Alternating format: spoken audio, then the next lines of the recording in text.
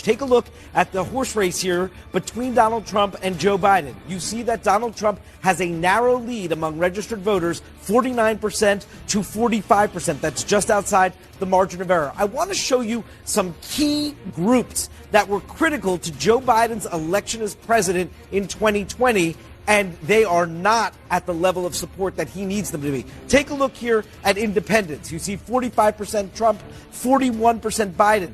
That was a Biden plus 13 group in the 2020 election. These are registered voters. It's a poll comparing to actual voters in 2020, but instructive. Take a look at black voters, 73% Biden to 23% Trump in our poll. That's a 50-point lead, except Joe Biden 3 years ago won black voters by 75 points in that election. Latino voters, basically dead even here, 50% Biden, 46% Trump. That was a group Joe Biden won by 33 points. And look at young voters. They are deadlocked, 47% Biden, 48% Trump. That was a very strong Biden group. He won them by roughly 24 points just 3 years ago. Some key attributes, key qualities of the candidates. The strong qualities here for Joe Biden. Respecting the rule of law. 51% of our poll respondents say that applies to Joe Biden. Only 35% say that that applies to Donald Trump. Honest and trustworthy. You see that Joe Biden bests Donald Trump by 9 percentage points on that score. Flip it to Donald Trump's strongest attributes. An effective world leader. He is 12 points ahead of Biden on that score, 48% to 36%, and has the necessary stamina and sharpness to serve as president. Only 25% of our poll respondents, a quarter, say that is true of Joe Biden. Double that. 53% say that is true of Donald Trump. All right, guys. So I know it may not seem like it, but I think that there are some silver linings in regards to the wake-up call that the GOP received last night during some elections that took place across the country in which, the GOP did not do as well as we had hoped.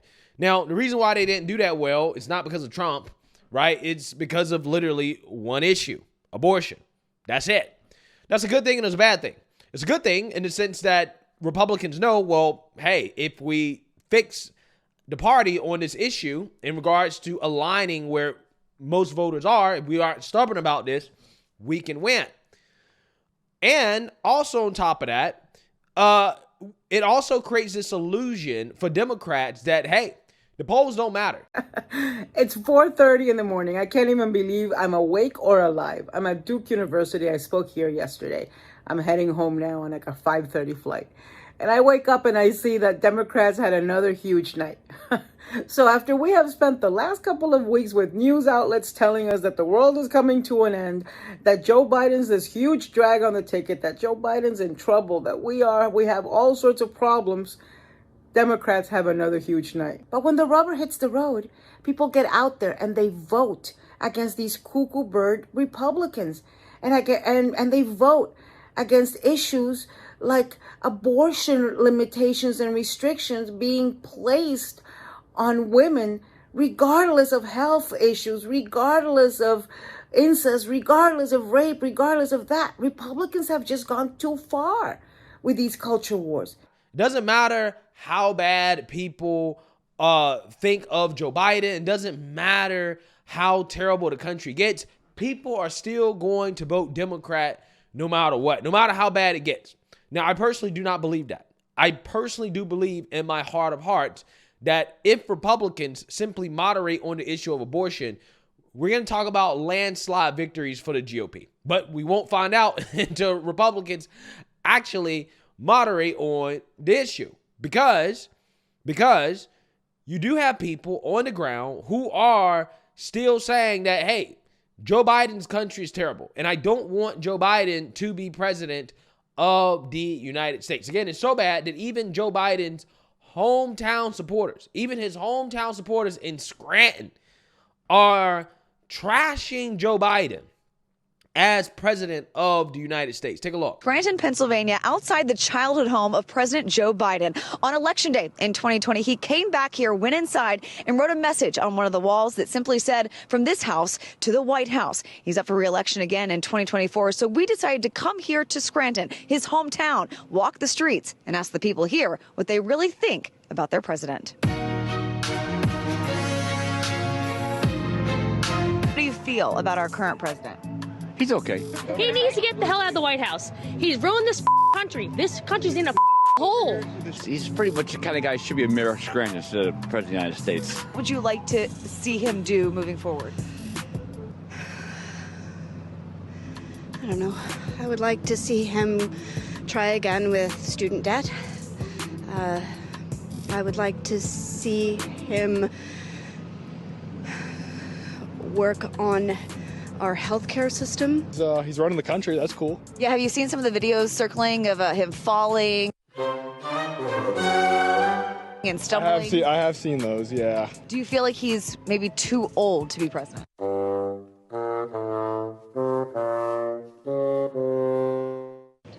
I think all the politicians are too old. We need young people in there. I want to ask you, he has said, "You're not black if you don't vote for me." And I thought to myself, you about to find out. Does it worry you thinking that there could be a whole nother 4 years with Biden as president? I feel if he'd be a president again, I don't know where America gonna be. I'm not saying like we don't like him, that we appreciate for this thing that he did, but like he needs to do a better job. Like you could do a good job and a better job. Like he needs to do a better job. Like what Trump did was better than what he's doing right now.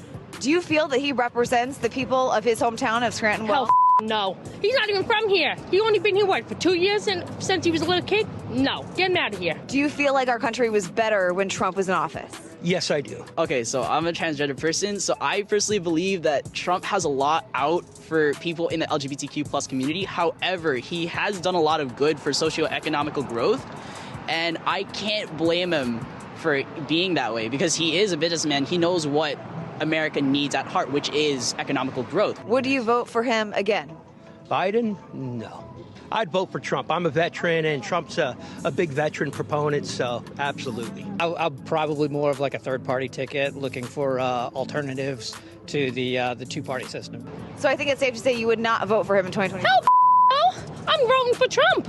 If it was between Trump and Biden, who's your pick? No comment, but not Biden. So...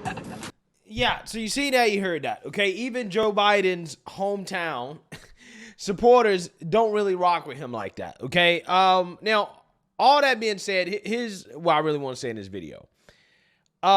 It might be a blessing in disguise in regards to what happened last night. We didn't really lose too much in regards to some of these elections and these ballot initiatives.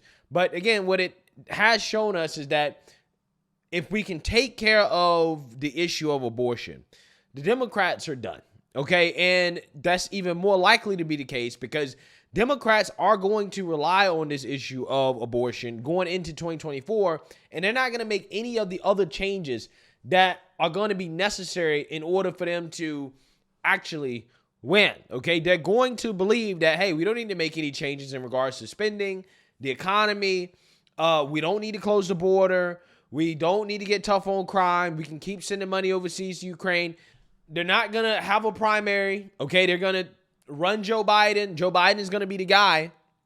And that maximizes the GOP chances of winning, okay? That's what it does. I mean, Joe Biden right now, when it comes to almost every demographic, he's doing worse than he did in 2020, okay? Trump is leading big time in battleground states, swing states, and Biden is also losing young voters, okay? A demographic of people who showed out in droves to vote for Joe Biden in 2020, okay? Now, these people are not motivated to vote for Joe, right? Joe Biden's support of Israel has essentially caused massive backlash against him and Democrats. As you can see, these people are out here continue to still protest and to disrupt official proceedings because of their, opposition to Joe Biden and the Democrats' position on this Israel issue. We appreciate people being here, but the committee has to be in order. If you, we will remove every single person who disrupts the committee.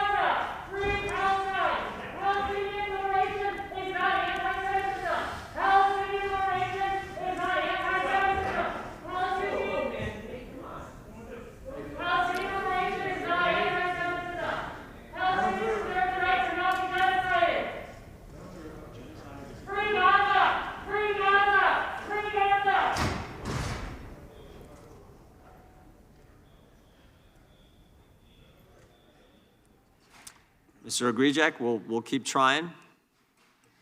Thank you, Chairman Jordan, Ranking Member Nadler, and members of the committee. Palestinians deserve to speak on the genocide of their families.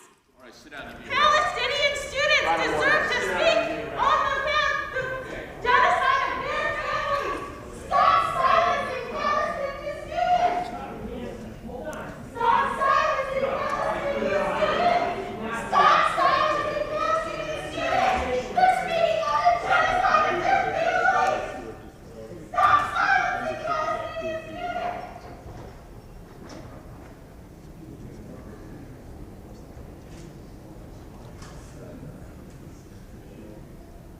Gentleman is recognized. Yeah, so you see, now you heard that. That is what Democrats are currently dealing with, right? They're dealing with a monster that they created in their own party. And I do think that this issue will destroy the Democrat Party in 2024. However, again, the key is for Republicans not to give Democrats who otherwise want to sit this election out a reason to actually vote, okay? I'm just saying. And also what Republicans need to do as well, too, is to actually be more forthcoming about legislation that they have to solve the issues that Americans are facing in this country, right? Republicans need to be louder about the border security bill that they have sitting in the Senate that Democrats won't take up. Republicans need to be louder about whatever solutions they have in order to help with the economy or inflation.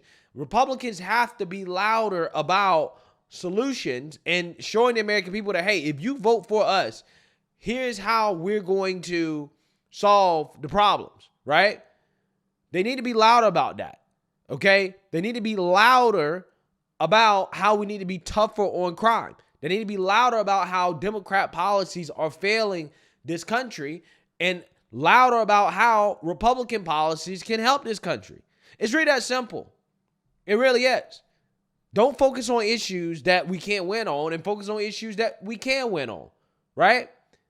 If you do that, I think that Republicans win in a landslide. I think that it is totally possible because they're going to double down on the extremism. They're going to believe that because of what happened in 2022 and 2023, that, oh, well, the American people agree with us, right? They think that Bidenomics is working, right? Bidenomics is a great thing. They're going to start putting Kamala out there more. They're going to start, putting Joe out there more, letting them fumble and bumble all over the place. They're going to say it doesn't matter because, hey, people are going to vote for us no matter what. Again, and Republicans, all they have to do is just make small adjustments and just be louder about giving people a reason to vote for Republicans, okay, and not to vote against Republicans, and we can win. Also, what needs to happen is that the RNC chairwoman, Ronna McDaniels, needs to go, right? She needs to go because she has been presiding over failed election after failed election after failed election, and for whatever reason, she still keeps her job because she can raise money. But yet, the GOP continues to get outspent in some of these key races. So it's like, well, what's the point, right? What is the point of continuing to employ somebody to raise money and to win races when she's not winning races. She's severely underperforming. In a normal job, in a normal corporation, this woman would have been fired a long time ago, right? She would have been fired after the 2020 election probably. But again, we don't quite live in a meritocratic society anymore. So this is what you're saying, right? So yeah, I mean, I think personally speaking, you know, I'm more optimistic than most people, right? I think that the silver lining here is that Democrats are going to double down on the extremism when the polls clearly show that they're not popular, and that the GOP can win. It's just that it just so happens to be one issue that it motivates people to vote, man. And that's just the reality of it. I hate it that it's that way, but you got to acknowledge the reality and you got to make changes and adjust. Democrats are not going to do that. If GOP can make changes and adjust, I think that we're going to see much better results in 2024. So, hey, let me know what you guys think. Make sure you like, comment, and subscribe. Most importantly, share a Black conservative perspective. Peace.